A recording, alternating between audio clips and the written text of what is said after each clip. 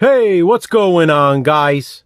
The Horror Man back ranking all 5 movies in the I Spit on Your Grave franchise.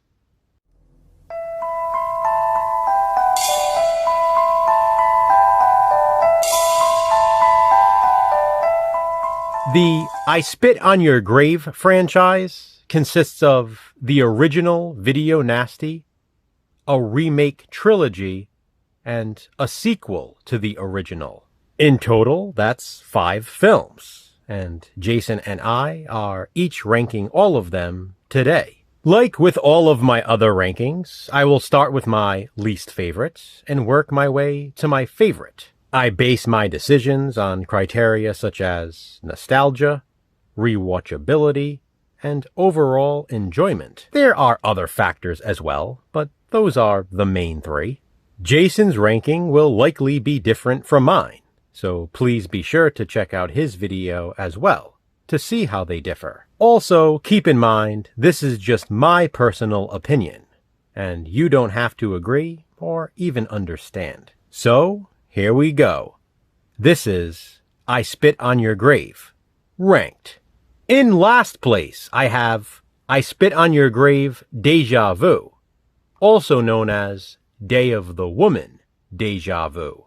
This is the 5th and final movie in the franchise as of right now, and it's a direct sequel to the original from 1978. With Deja Vu being released in 2019, that makes it a 41-year gap between the 2 films. I do like that the original writer and director returned, and I like that Camille Keaton reprises her role. But,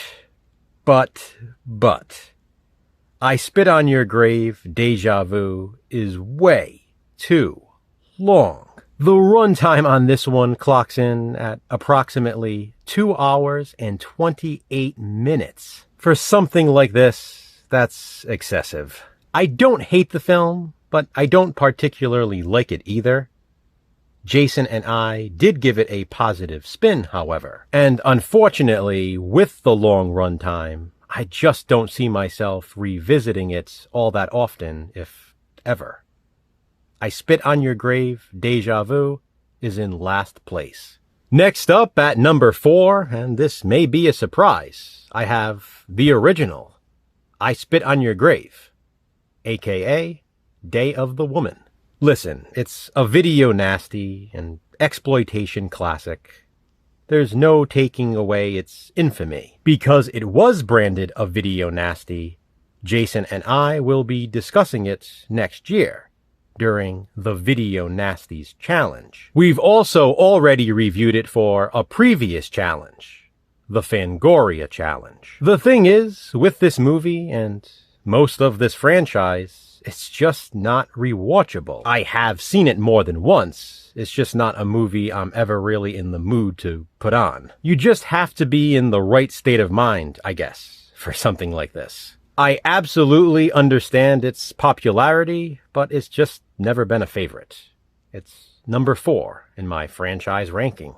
In 3rd place, I actually have the 2010 remake, which I obviously prefer to the original. It's certainly a true adaptation.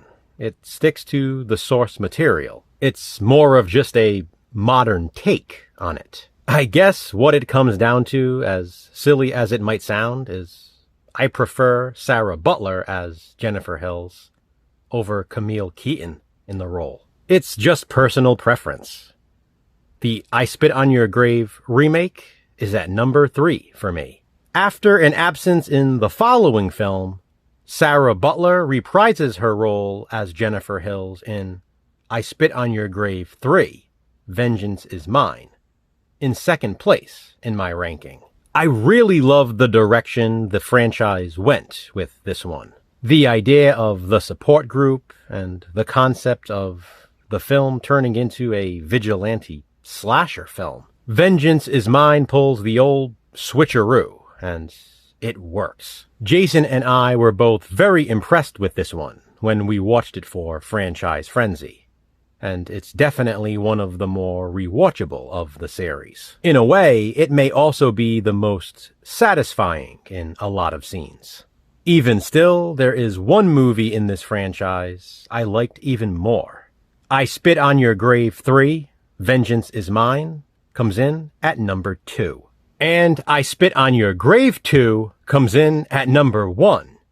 It's my favorite movie in the I Spit on Your Grave franchise. This is the sequel to the 2010 remake, although it does not follow the character of Jennifer Hills. Instead, a New York model named Katie takes over the lead. She is played by Gemma Dallander, and in my opinion, she is the hottest girl in the franchise. That's not the only reason I have for ranking this number 1, though.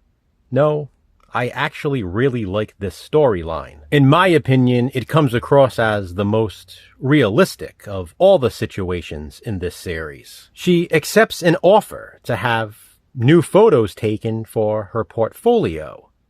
Like I said, she's a model. Unfortunately, it's all a setup, and she is more than just taken advantage of. The torturistic things she endures are truly horrifying, and it's not even close for me.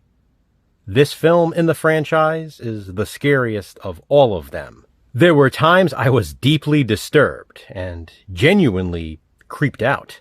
I Spit on Your Grave 2 is the most traditional horror of the franchise, while most of the others are exploitation horror. Yes, Katie is of course exploited as well, but trust me, this one feels more like a horror movie. That's not to say the rest of them are not horror. They are, but most of them seem to be more about shock value than the actual story. I Spit on Your Grave 2, and even I Spit on Your Grave 3, just feel different. This is easily my clear favorite, and it's not even close. I Spit on Your Grave 2 is my number 1 favorite movie in the I Spit on Your Grave franchise. So there you have it, guys, my ranking of all 5 movies in the I Spit on Your Grave franchise. What do you think? How would you rank these films? Comment below and let me know. Don't forget to check out Jason's video as well to see how he has I Spit on Your Grave ranked. Which franchise will we rank next? Check back soon to find out. Until then, remember, physical media matters. Thanks for watching, guys. Hit that thumbs up and be kind. Subscribe.